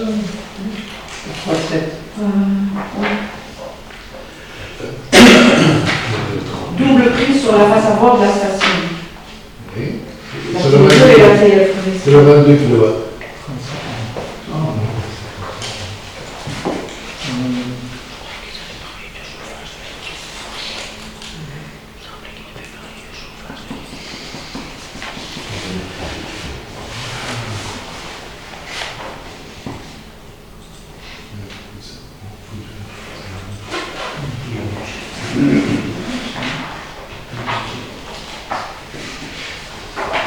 Par rapport à ce que j'ai dit, techniquement, si ce qui est en place à l'heure actuelle est suffisant, pourquoi aller un char? C'est ma question. Et donc, on soumettra la question à l'auteur de projet pour voir si, quelles sont les conséquences, entre autres financières, mais aussi techniques par rapport à ça. Et si le service actuel est suffisant, pas nécessaire d'aller remettre. On essaie quand même normalement d'avoir une projection de le futur de Ouais, l'enceinte pour voir si maintenant on est nécessaire ou pas. Parce que Ouais, actuellement oui, mais dans un an, ça coûtera peut-être plus cher. c'est exactement ça. Ok. Ah oui, ça c'est autre chose. Pour revenir au cahier des charges, les deux premiers points par rapport à celui-ci sera en fonction de ce que les informations complémentaires que nous aurons dans les projet. Ok. Non. C'était le point. C'est quoi? Bah oui, depuis longtemps. Oui. Oui. Oui. Oui, oui. Oui. Oui. Oui. Oui. Point 10, marché public pour les feux de pièces de distribution d'eau. Et donc, c'est comme tous les ans. Donc, c'est pour pouvoir acheter des pièces en cas de renouvellement ou des compteurs ou renouvellement de conduite ou extension de conduite. J'avais deux questions. L'année passée, la réduction avait été de combien? Je n'ai pas trouvé Quoi? par rapport à. La réduction de. Parce que, comme j'ai demandé à Quentin, il n'y a pas d'inventaire proposé et on demande un pourcentage de réduction par rapport au catalogue. Et ce que je demandais, c'est par rapport à l'année passée, quelle est la. Dans le versé, il faut souvent aller chez l'importateur. Oui, mais ça n'a rien à voir. D'année en année, on augmente toujours un peu le. Mais ça n'a rien à voir avec le pourcentage qui est accordé au marché. Oui. C'est ça que je demande. En fait, tu peux me répondre éventuellement par mail cette information. Et alors, j'avais là-dessus, est-ce qu'on prévoit d'acheter plutôt en remplaçant des compteurs intelligents, comme certaines communes le font, notamment très sourcement, ça nous permet de contrôler beaucoup mieux les fuites et de suivre un peu mieux la gestion du réseau. On a eu une réunion la semaine dernière avec eux, avec le bourgmestre, le service des eaux, et on va aller, mais là, on va encore revoir le sponsor qui arrive. Savoir que nos compteurs actuels qu'on met déjà maintenant sont adaptables avec le module qui vient dessus. Oui. Donc là, ça ne pose pas de problème. Et on regarde que dans le futur, les nouveaux seront déjà d'office. Avec On restera à voir comment on va organiser la prise de données. Là, il y a encore toute une série d'informations à aller chercher supplémentaires. Parce que soit on le fait avec un passage devant la maison avec un véhicule, soit on fait avec une antenne, avec des antennes. Là, c'est au niveau des connexions, il faudra voir au niveau coût ce que ça représente par rapport à ça. Oui, mais le principe est, j'ai vu que dans la liste, il y avait des compteurs à commander, je trouve que ça c'est intelligent de commander directement. Mais nos compteurs sont déjà adaptables. Les nouveaux compteurs maintenant sont déjà adaptables et ceux qui vont venir seront adaptés. Très bien. 5%. 5%. Passons au vote. Oui. Oui. Oui. Oui. Oui. Oui. Oui. Oui. Oui. Le point suivant, c'est le déplacement d'une barre de coupe faucheuse.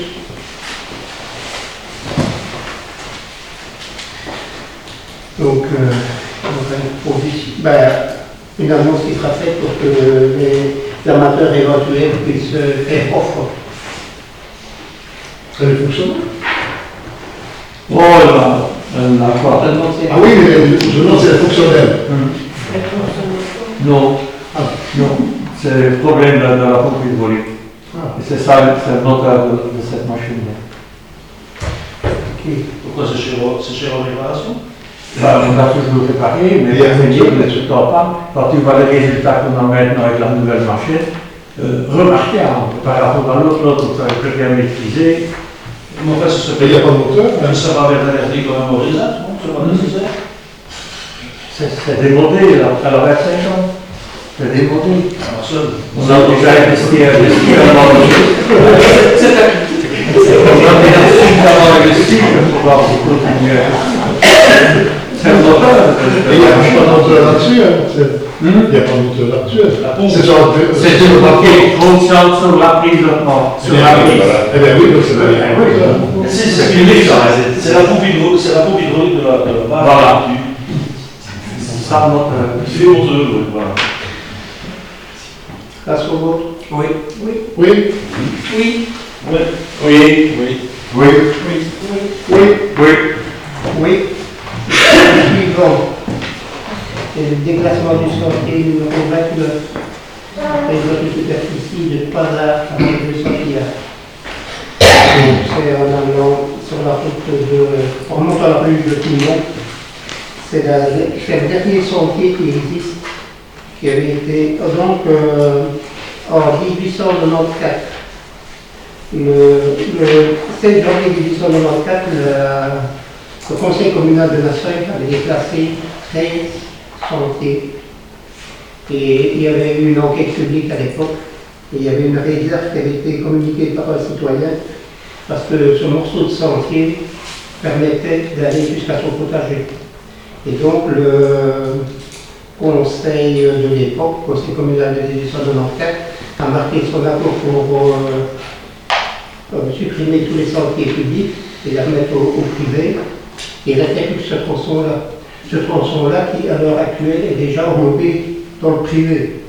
Et donc, c'est pour que officiellement on clôture ce qui avait déjà été initié en 1894, pour savoir ici. 1894. 1894. C'est marqué 1994. Il est mis 1994 sur le. Oui, mais attends. Ah, Il y a d'abord eu 1894. Ah, oui, Et puis d'accord. après, il y a encore eu une décision en 1994 qui a été prise par le Conseil apparemment, et qui n'avait pas été menée, qui n'avait pas été finalisée. Ah, d'accord. Et alors ici, le nouveau propriétaire a demandé qu'on régularise une fois pour toutes ce dossier-là. Moi, je remarque. En tant que national. C'est pour ça que quand tu dis, Marc, je crois que le conseil communal de 1894 a déclassé le sentier. Moi, ma grand-mère habitait juste à côté, la rue Coumont. Il faut savoir que ce sentier-là donnait accès donc, de la rue Coumont, en face du château de Luge, comme nous autres nationaux on l'appelle, jusque près de chez Mouton à la rue des Chèches. Et donc, dans les années 60, par exemple, il y avait encore très peu de véhicules automobiles, très peu de voitures. À peine 25-30 personnes, 30% des citoyens qui possèdent une voiture. Et donc, ce sentier-là, on l'a vraiment emprunté très, très, très souvent. Et donc, peut-être qu'ils ont décassé tous les sentiers, s'ils ont fait ça, moi je pense qu'ils ont fait une grave erreur. Parce que les sentiers, c'est notre petit patrimoine. Et là, j'y tiens. Et Et alors, si ça a été déclaré à ce moment-là, absolument le cas, il est resté praticable jusqu'à 1975-80. Et c'est vrai, comme tu dis qu'aujourd'hui, c'est plus. On ne le voit plus. Non, je suis allé voir, et c'est vrai qu'il n'a plus été entretenu.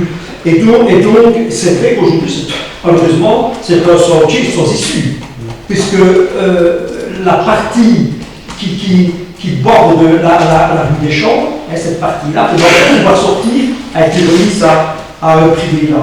Donc, moi ici, surtout par respect pour la mémoire de tous les 200 milliards de l'époque, parce que je vous assure que c'était probablement le sentier de Nassau qui était le plus fréquenté.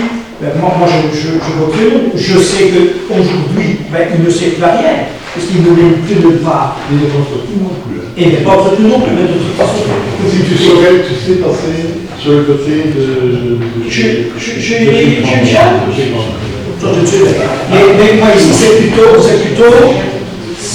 plutôt une semblerie, ça c'est bon, et c'est une position personnelle que je prédisais en mémoire de toute cette issue qui tenait vraiment ce sentier-là. Et je voudrais rappeler, moi ici, à José, à l'échelle du patrimoine, je pense que quelque part, c'est vrai qu'on met en place des devoirs de mémoire, c'est un peu à la honte, et c'est très très bien quand je vois ici pour la et tout ça, mais je pense que concernant notre patrimoine, je pense qu'on devrait faire la même chose. Premièrement, je vais encore dire, les gens de Greux, faites tout pour garder votre sentier à Greux et ailleurs, je ne parle pas uniquement pour Nassogne. Je pense que ce petit patrimoine de ces sentiers et autres, c'est aussi ce qui relie le monde actuel et futur au passé. Donc, quelque part, c'est aussi une mémoire du passé du village. Je pense qu'on doit tout faire, José, pour essayer de conserver ça et de plus penser, plus passer ici,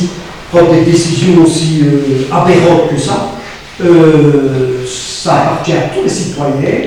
C'est remis à la demande d'un privé pour quelques sous. Moi, je suis tout à fait contre.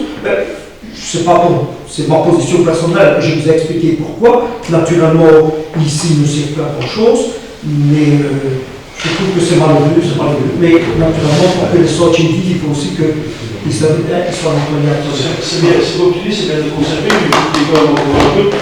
Ici, c'est comme tu dis, si le chantier n'arrive plus à rien, ici, bien sûr.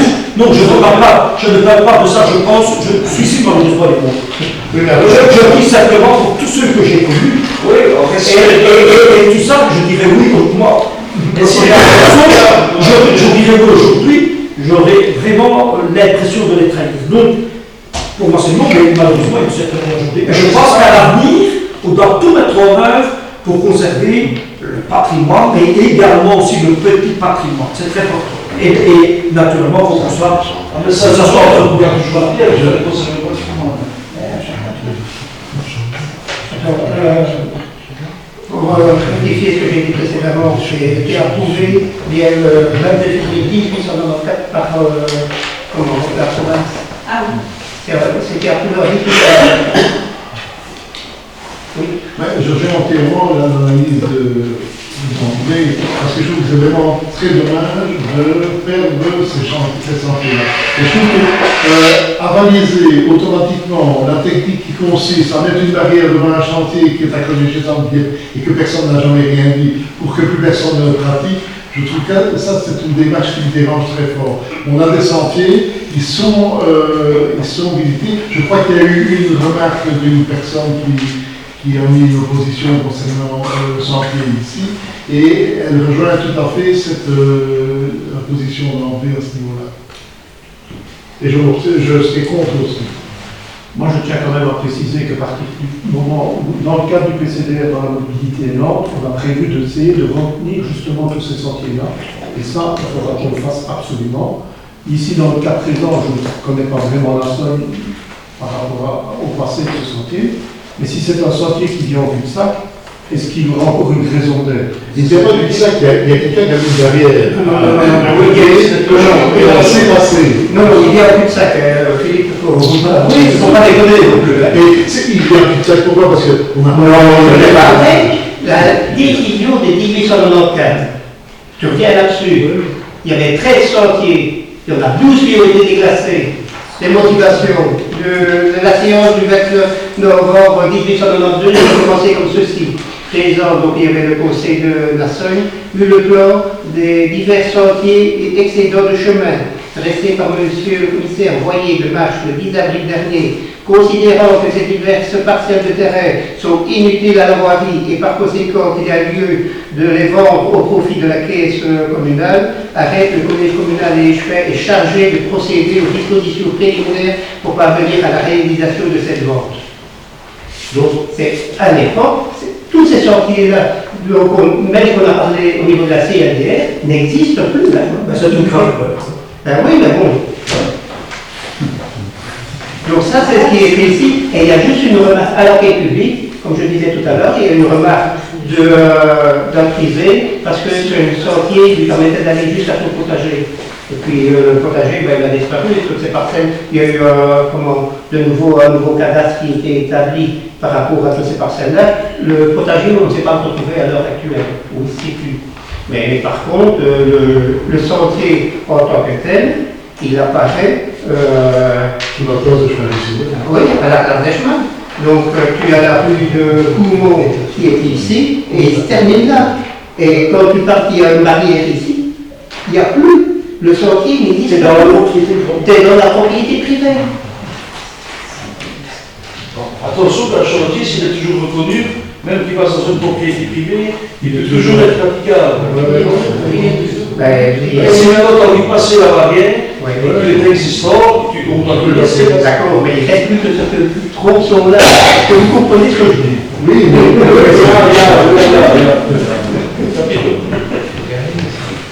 Et maintenant, les motivations des uns et des autres, je les comprends aussi. Hein. Mais bon, ici, Moi, si la boutique va bien, c'est bon. face au vote, non. Oui. Absolument. Monsieur Ligligauer, abstention aussi. Oui. Oui. Abstention. Oui. Oui. Oui. oui. C'est pour le second de l'autre tour. Ça change.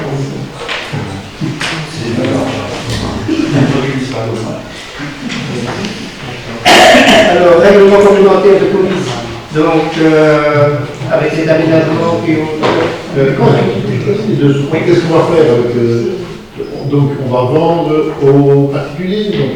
Ah oui. Ah, ça va être vendu. C'est une mille-paille, c'est ça? Ouais. Il n'y a pas d'arrêt, c'est le comité d'acquisition avait déjà fait une évaluation à 10 € de l'heure. 10 € là. D'accord, c'est ça. Il a le prix 1894. Il a posé ça.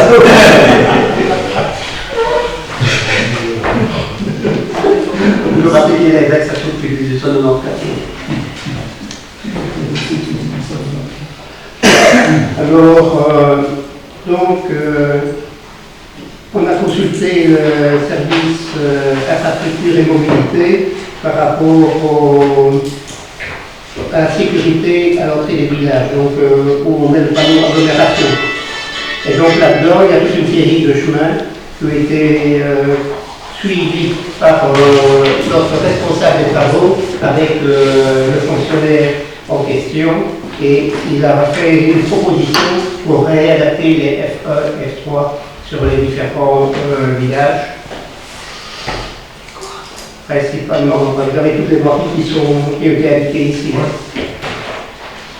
Et c'était aussi naturellement suite aux réclamations des riverains concernant les excès de vitesse.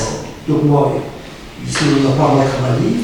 Les responsables de la province et d'autres, de la région Wallonne, de Spilou et d'autres. Et donc, il est évident, c'est aussi pour réduire la vitesse.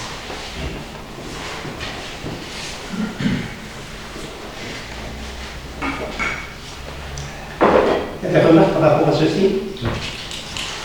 Face au vote, oui. Oui. Oui. Oui. Oui. Oui. Oui. Oui. Point suivant, c'est les communications. Donc, comme vous l'avez déjà vu dans la presse, donc, le ministre Collignon, avec la délibération du Conseil communal du 10 juillet 2023 relative à la circulation administrative du directeur général avant sa mise à la retraite est annulée. En recours en annulation ouverte contre cette décision devant la section du contentieux administratif du Conseil d'État. Donc la commune dispose de 60 jours éventuellement et c'était allé au Conseil d'État. Le point suivant, c'est la Sophie Thierard qui démissionne comme conseillère communale puisqu'elle n'habite plus sur la commune de Nassogne. Et donc, au prochain conseil communal, il faudra que le groupe ensemble nous propose qui remplacera Sophie. Les démarches ont déjà été entamées.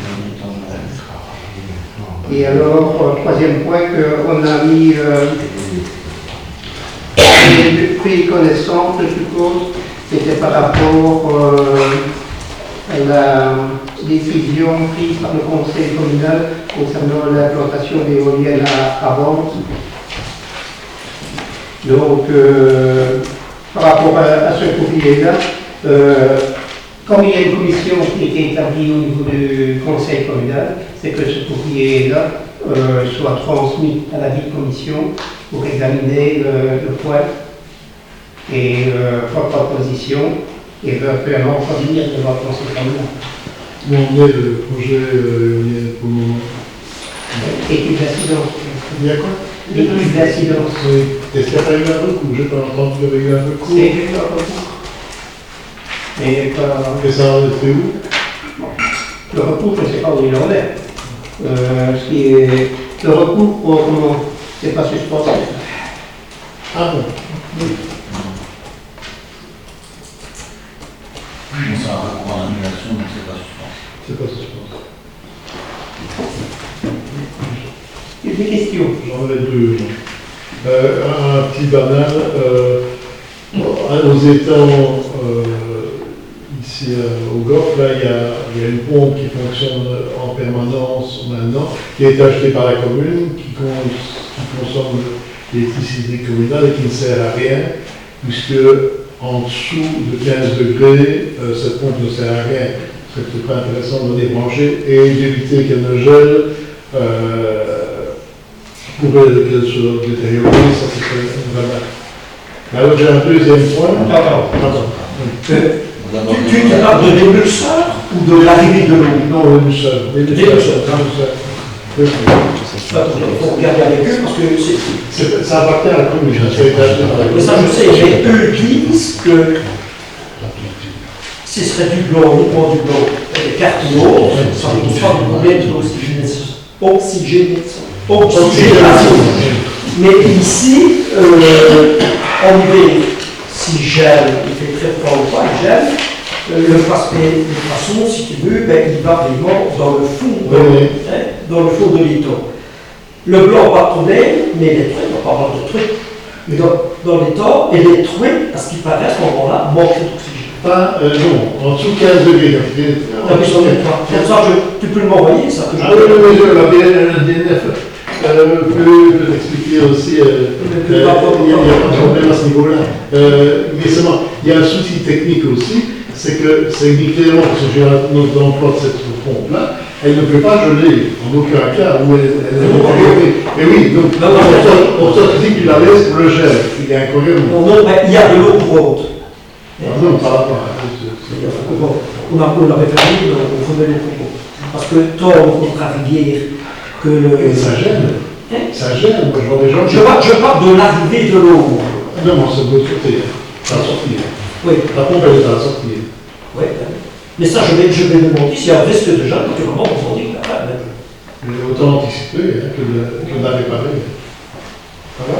Justement, la spécialiste là-dedans. Elle va geler plus vite si elle ne tourne pas que si elle tourne. Si elle tourne, elle ne gèle pas. Elle y arrive quand même. Et dans les prescriptions techniques, ils disent bien qu'elle ne peut pas être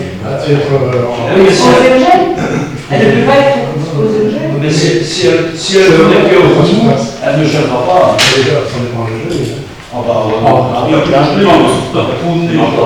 Moi, je vais continuer sur la Il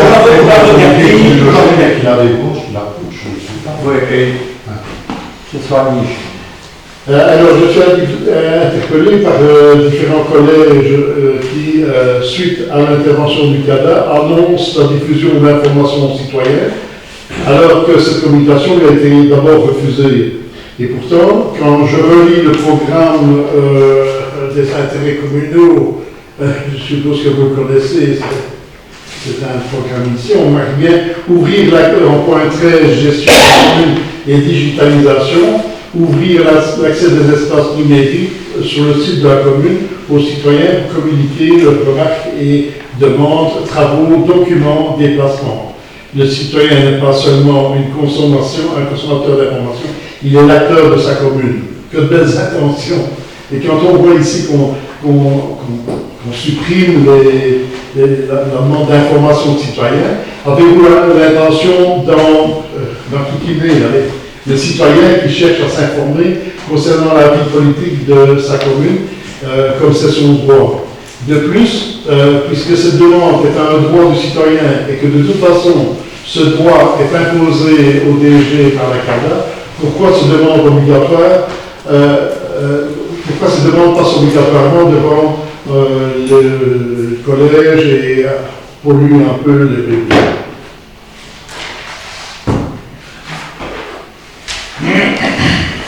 Donc, on a le code de la démocratie locale, qui est notre base à tous. Alors, il prévoit la publicité active. Donc, la publicité active, c'est quand on publie les enquêtes publiques, comment l'offre du conseil, etc. Et de notre côté, on a la publicité passive. Donc, c'est le droit de tout citoyen, au conseil communal, de droits différents, droit du conseil communal de bénéficier de certaines informations, et le droit de tout citoyen de recevoir certaines informations.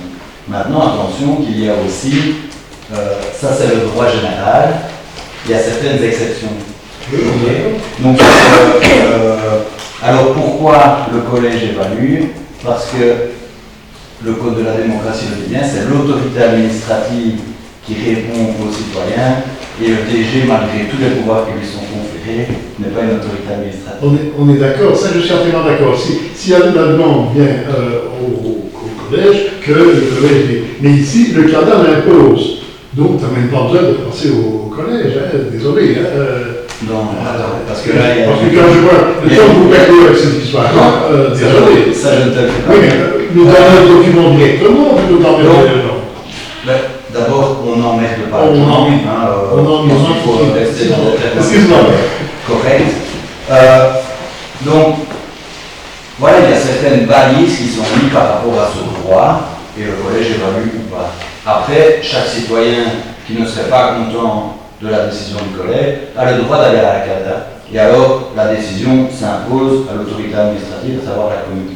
Et donc, ensuite, la commune de Nassogne fait suite à la décision qui a été prise par la commission d'accès aux documents administratifs.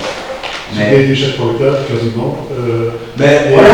Et c'est dommage que vous ne respectez pas les projets que vous avez, les beaux projets que vous aviez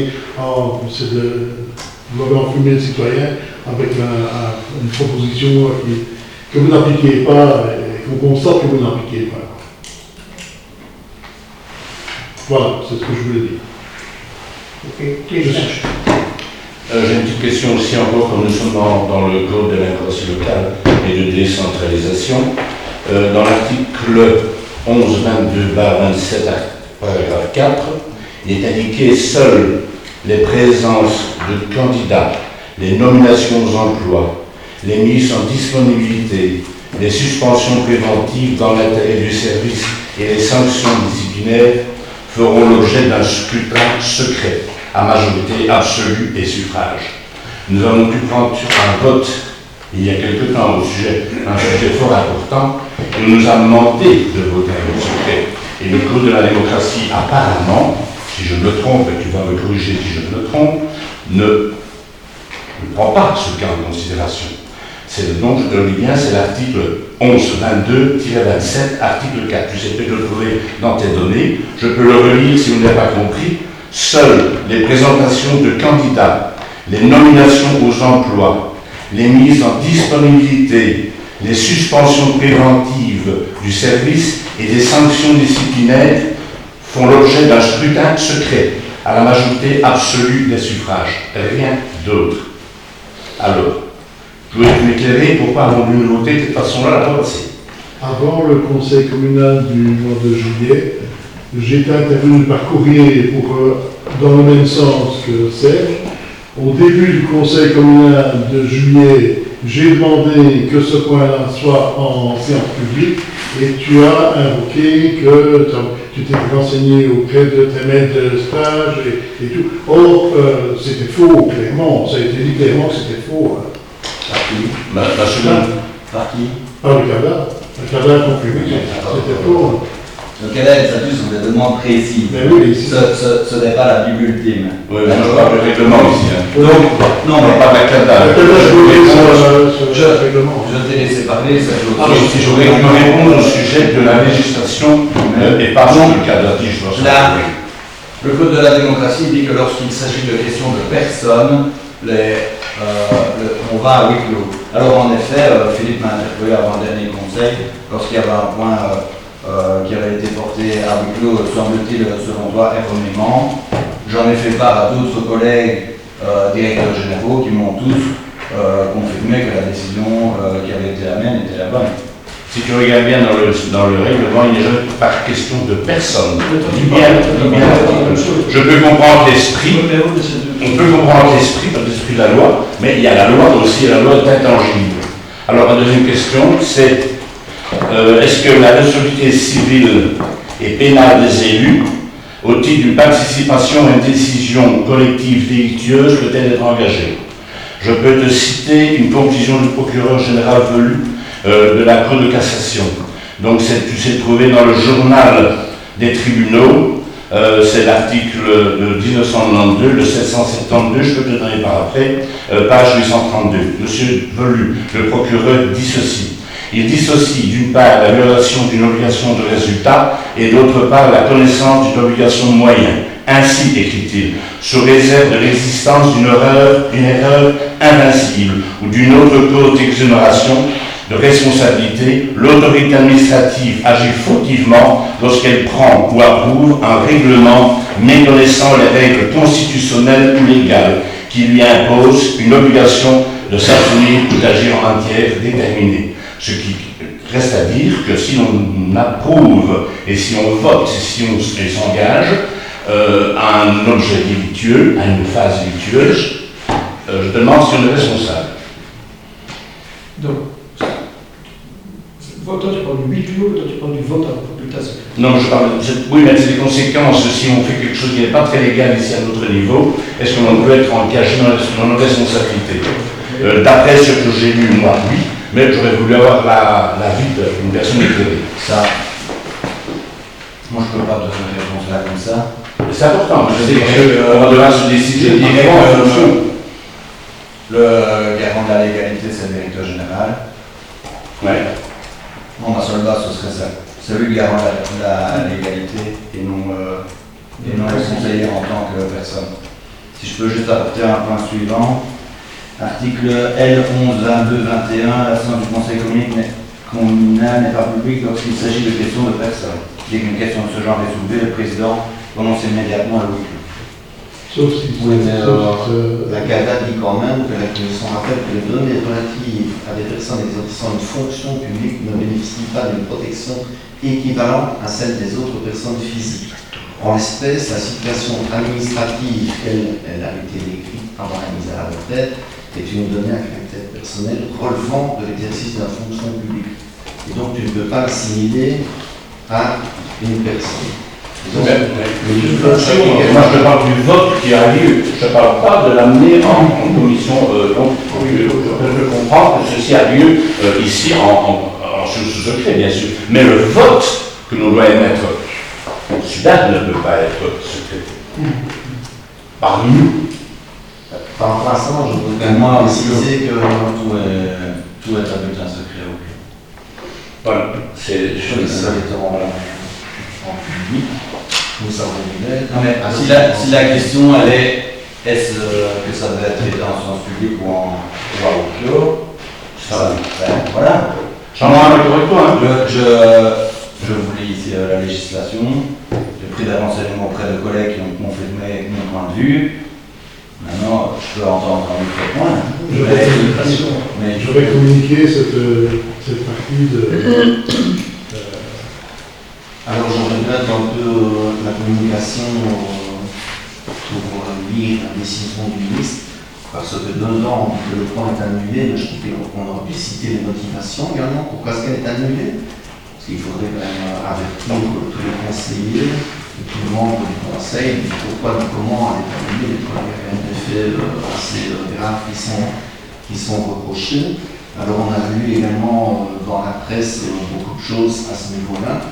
Moi, j'ai regardé, je n'ai pas trouvé, par exemple, on dit le directeur aurait pu se faire payer ses jours, je ne vois pas sur quelle base légale il aurait pu se faire payer ses jours. Donc je ne sais pas qui est intervenu dans le journal pour dire ces choses-là, mais moi je n'ai rien trouvé à ce sujet-là. Mais voilà, est-ce que vous pouvez nous renseigner si effectivement on peut payer des jours à quelqu'un? Moi j'ai vite fait, comme j'ai été concerné, je ne réponds pas à la presse, donc c'est pas moi qui ai donné cette information. Moi j'ai été aussi interpellé par la journaliste. Ce n'est pas moi qui ai donné ces informations. Par contre, je sais répondre à ta question. En termes de paiement des congés de vacances, il est uniquement prévu qu'on peut les payer, je parle bien on peut les payer donc lors de l'année du départ de l'agent, mais je parle bien des jours de congé de l'année, pas de reliquat, des jours de congé de l'année de l'agent à qui on aurait refusé ses congés par exemple, parce qu'il y avait un surpoids de travail et tout ça, donc on ne lui a pas donné l'opportunité de prendre ses congés, et peut-être aussi s'appliquer à un directeur général s'il a énormément de travail ou pas qu'il ne sait pas prendre ses journées, mais naturellement ça ne concerne que les jours de congé de l'année de départ. Ça c'est la société, c'est de l'année. Donc ici on parle de... Tout ce moment.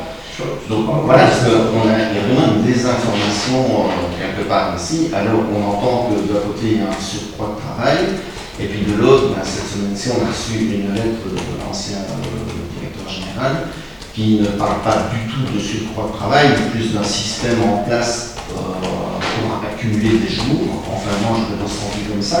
Et alors il y a encore quelque chose qui m'a fortement dérangé dans le courrier que j'ai reçu de l'ancien directeur général. C'est que donc on a voté le point le 10 juillet 2023, donc j'ai interrogé la tutelle par rapport à ça. Donc je suppose que la tutelle a renvoyé un document à l'administration de la Sogne, et le directeur général enfin l'ancien directeur général était au courant de cette intervention-là, et apparemment avait même connaissance du courrier, puisqu'il prend les références du courrier sur sa lettre. Et donc je trouve le procédé un peu bizarre, puisqu'il n'était plus en activité à ce moment-là, et donc quelqu'un a fait l'objet d'une instruction, et on communique les documents apparemment à l'intéressé. Puisqu'il y a des références qui correspondent à celles du cabinet dessus. Donc moi je voudrais bien aussi savoir qui avait transféré les dossiers. C'est quand même intéressant. Personnellement, je n'en étais même pas encore les documents. Et alors, oui, la décision totale, voilà, on en a parlé depuis septembre 2022, donc tout le monde était au fait simple.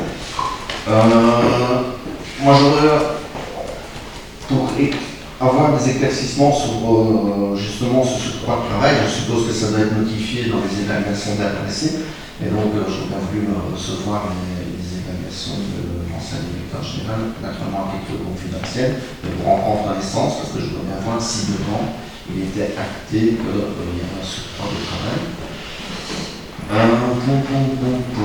Et alors, voilà, j'ai lu également dans la presse que ce 30 octobre au collège, le sujet allait être abordé, et j'en souhaitais savoir ce qui est en compte, quelle est la décision de la prise, et le suivi que vous allez apporter à ça. Donc il faut savoir que pour résumer les attendus du ministre, c'est il réaffirme pour la deuxième fois l'illégalité de la situation du directeur général. Et deux, il dit que comme le Conseil n'a pas voulu rectifier cette situation-là, il a violé le code de la démocratie locale.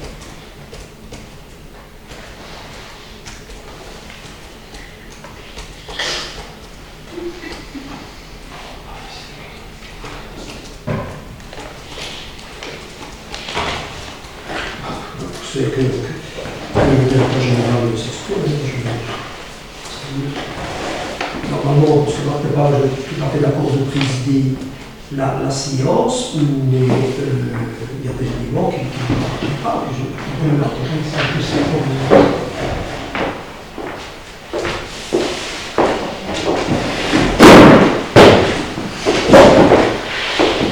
Donc là, ici, je passe.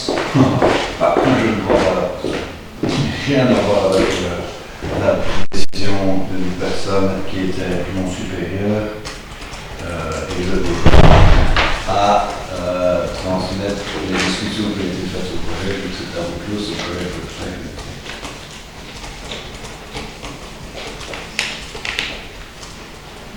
Et toi, au niveau d'ancien syndicaliste, qu'est-ce que tu penses de cette situation? Comment est-ce que tu trouves ça normal que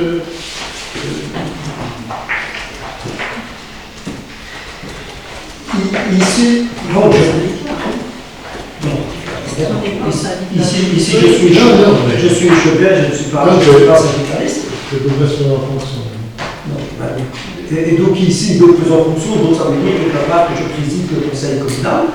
Mais ici, par exemple, Philippe a posé une question pour voir si on avait effectivement reparlé du dossier de Charles lors du collège de lundi. Ben là, je dis, parce que là, il est quand même là, je dis simplement, directeur général, éventuellement, ben, tu t'exprimes là.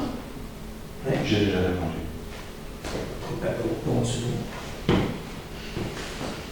Et comment est-ce que tu connais ta position du collège sur l'évolution de ce dossier? Je laisse en fonction, on ne s'exprime pas. Non, simplement à ce jour, je suis totalement dans la possibilité de donner quel suivi sera donné à ce dossier. Même dans les pays du collège, j'avais dit que vous avez reçu l'ancien directeur pour l'interviewer.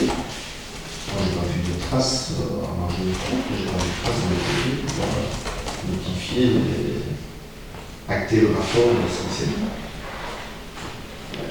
Enfin, je me trompe peut-être. Il a été entendu. Voilà. Non, il y a pas la date, mais voilà, le collège a posé ses questions, mais moi rien n'a été acté dans le PV du collège, si ce n'est la réunion en séance et la discussion qu'il y a eu. Moi, je trouve qu'au niveau du traitement du dossier, et aujourd'hui, savoir, Florence, au niveau du CPAS, est-ce qu'on peut procéder de la même manière, en termes de jours de congé? Nous, jusqu'à maintenant, la directrice générale a toujours pris ses congés. Et non, voilà, je ne sais pas comment était gérée la commune, mais où était gérée la commune. Je crois qu'il faut un peu de transparence au niveau du citoyen à apporter des réponses. Ici, c'est carrément la tutelle qui a cassé une décision, comme l'article 17 du courant. Voire exceptionnel.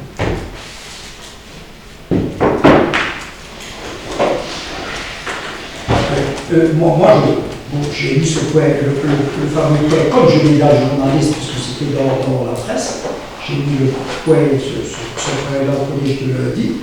Aujourd'hui, je ne sais pas tout donner comme ça. C'est moi, je ne sais pas tout donner réponse. Le fameux point, mais vous n'en avez pas parlé. On en a parlé. Mais à l'heure où je te parle, je ne sais pas du tout quel sera le suivi. Je n'ai pas de mot.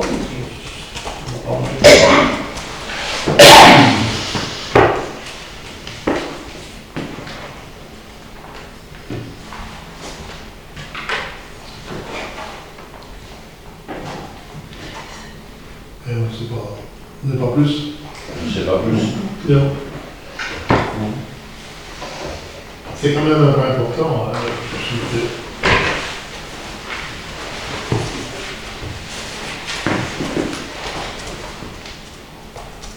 Reconnaître que la législation n'a pas été respectée et ne pas savoir ce qu'on fait, c'est interpellant. Il y a deux choses dans le dossier. Une situation qui perdure depuis des années, apparemment, parce que pour accumuler autant de jours sur une petite carrière, c'est quand même assez exceptionnel.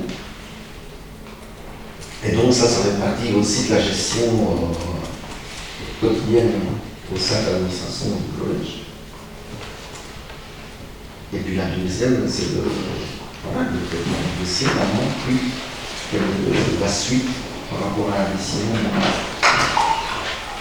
Et là, on a rendu compte, et on espère qu'on aura dans les 60 jours à dater de la réception de la lettre.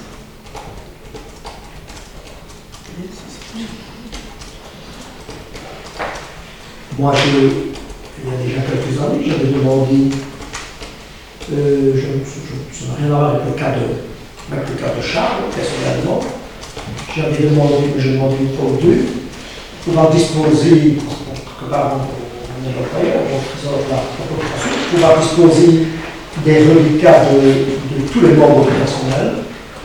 Je ne les ai jamais reçus, je ne sais plus que ça, mais je ne parle pas du problème je ne parle pas du cas de Charles, je parle de l'ensemble du personnel. Je me suis dit que ça, je ne vais pas mentir, je ne suis pas ici pour moi, je vais cacher. Donc il y a un mode de transparence. Mais c'est pas logique quand même. C'est pas logique que le collège relève un point lors du jour de la prochaine conseil communal avec une proposition de réponse dans le respect des 60 jours, comme ça.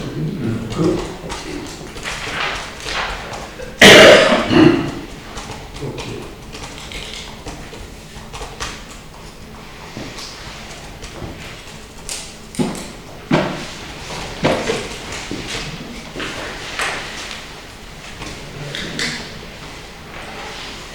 C'est publié, quoi. C'est bon. Oh, mais tu présides?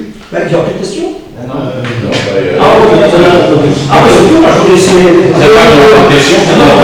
Surtout pas la réponse à tout le monde, je sais aussi. Non, je ne voulais surtout pas vous pousser pour ça.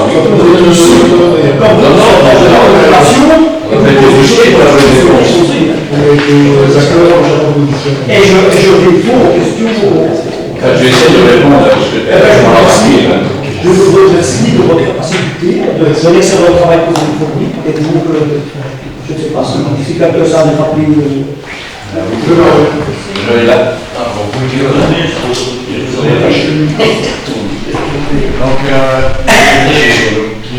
prononçait le week-end. Merci à tout le monde. Au revoir.